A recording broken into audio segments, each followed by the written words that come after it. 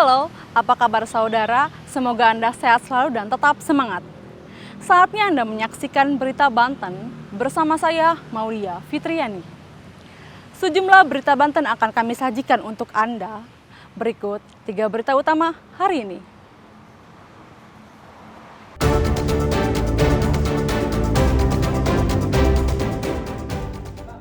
Berulang kali beraksi, pelaku curanmor ditangkap anggota Polsek Cikande.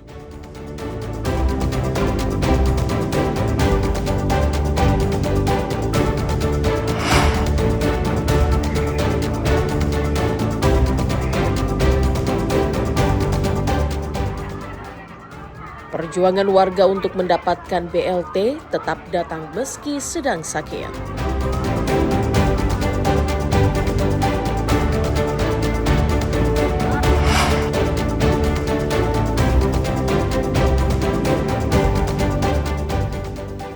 Alami kecelakaan motor, aktor Gary Iskak meninggal dunia.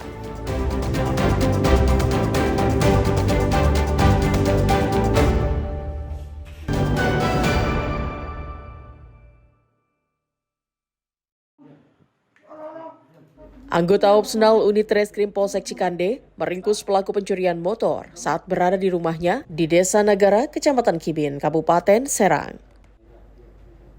Pelaku sempat membantah sebagai pencuri motor, namun pelaku tidak berkutik setelah petugas menemukan beberapa barang bukti.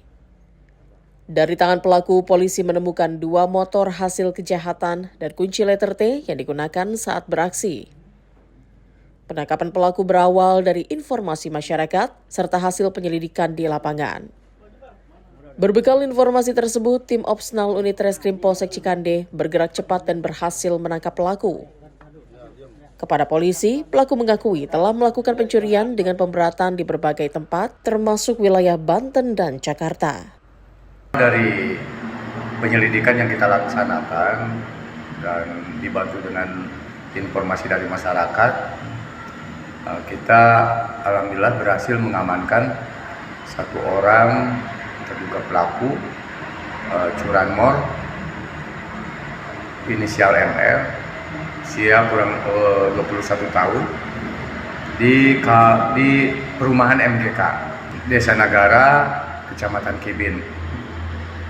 Dari penangkapan tersebut kita mengamankan barang bukti berupa 2 unit kendaraan sepeda motor, kunci letter T, dan beberapa anak kunci pembuka magnet. Pelaku tersebut residivis atau gimana?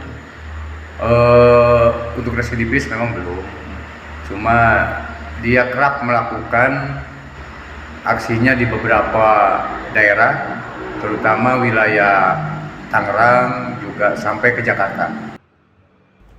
Polisi hingga saat ini masih mengejar pelaku lain yang berperan sebagai penadah barang curian. Akibat perbuatannya, pelaku terancam 7 tahun penjara. Ariel Maranus dan Nama Sayuti melaporkan dari Kabupaten Serang.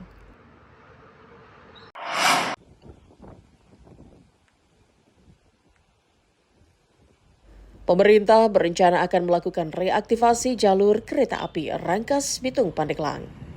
Setelah sempat mundur, proyek ini rencananya akan mulai berjalan pada tahun 2026. Jika sesuai dengan target, reaktivasi jalur kereta api Rangkas Bitung Pandeglang selesai dan langsung bisa digunakan pada tahun 2029 nanti. Proyek tersebut sudah masuk ke dalam perencanaan pengembangan jangka menengah Kementerian Perhubungan. Perkembangan rencana reaktivasi jalur kereta Rangkas Bitung Pandeglang disampaikan langsung oleh Kepala Balai Teknik Perkeretaapian Kelas 1 Jakarta saat uji coba pengoperasian Gedung Stasiun Ultimate Rangkas Bitung. Sebelumnya, rencana reaktivasi sempat terhambat setelah terjadi wabah COVID-19 dan efisiensi anggaran. Namun untuk tahun 2027, Kemenhub sudah bisa memulai anggaran baik untuk kebutuhan penertiban lahan dan lain sebagainya. Reaktivasi jalur kereta api Rangkas Bitung Pandeglang akan menggunakan jalur lama. Terlebih, status lahan tersebut sudah tercatat di Badan Pertanahan Nasional milik Kemenhub. Yang dapat kami sampaikan bahwa saat ini itu sudah masuk ke dalam rencana pembangunan jangka menengah Kementerian Perhubungan, dan itu tidak pernah berubah. Kemarin memang masih ada proses di mana sempat terpotong ya karena COVID. Lalu sekarang memang kemarin efisiensi dari arah Pak Presiden memang ingin memfokuskan terlebih dahulu kepada ketahanan pangan dan ketahanan energi. Dan mudah-mudahan nanti tahun 2026 atau sebelumnya 2027 sudah bisa mulai digunakan untuk melakukan dan dilanjutkan di bawah. Kalau target sendiri masih 2029 kami targetkan sudah bisa beroperasi setidaknya di Rangkas Bitung sampai dengan Itu jalur lama atau akan menggunakan jalur baru sih Pak? Relatif mayoritas akan menggunakan jalur yang lama, jalur yang existing, jadi kita reaktivasi kembali. Tapi mungkin memang di stasiun-stasiunnya itu akan ada perubahan karena lokasi stasiun yang saat ini itu sudah banyak dipakai oleh masyarakat. Kita akan sesuaikan supaya tidak sampai mengganggu.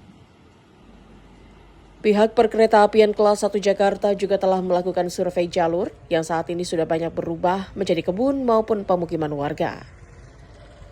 Ariel Maranus dan Sajiwa Pratama melaporkan dari Kabupaten Lebak.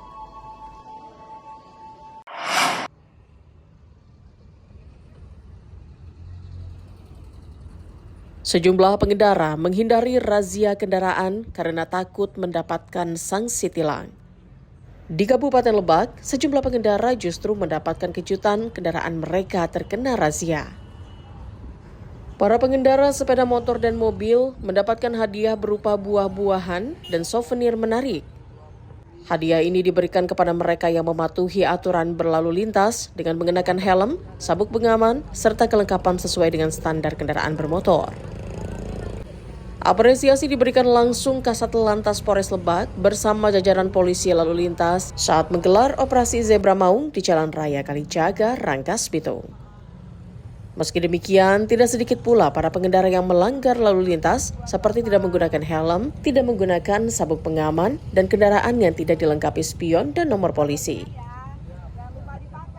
Untuk pelanggaran yang kami temukan, kami tetap berpedoman pada 7 skala prioritas, yaitu maksimal kebanyakan pelanggar-pelanggar ini tidak menggunakan helm dan tidak menggunakan safety belt.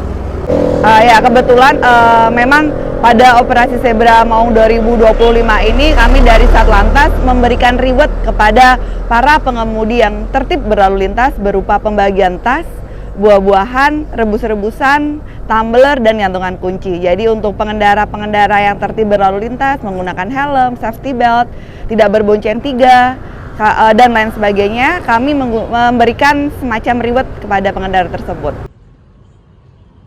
Kegiatan operasi Zebra Maung tersebut digelar selama 2 pekan.